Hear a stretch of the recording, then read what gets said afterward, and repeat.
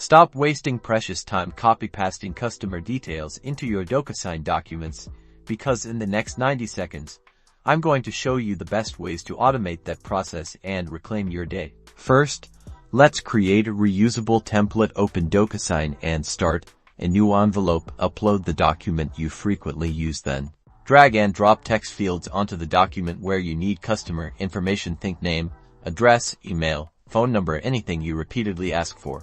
Now, this is the crucial part. For each text field, go to its properties. You'll find a data label field. This is where you give each field a unique identifier. For example, the name field's data label could be customer_name, and the address field's data label could be customer_address. Be consistent and use descriptive labels. The magic happens when you link this to a data source. Create a CSV file or use a spreadsheet with columns that perfectly match your data labels from Docusign. Each row represents a different customer. Column headers are customer_name, customer_address, and so on. Next, within Docusign, look for the bulk send feature. This might be under send in bulk or similar wording. Depending on your Docusign plan, upload your CSV file. Docusign will automatically map the data from your CSV file to the corresponding fields in your template based on those data labels you set earlier. And that's it.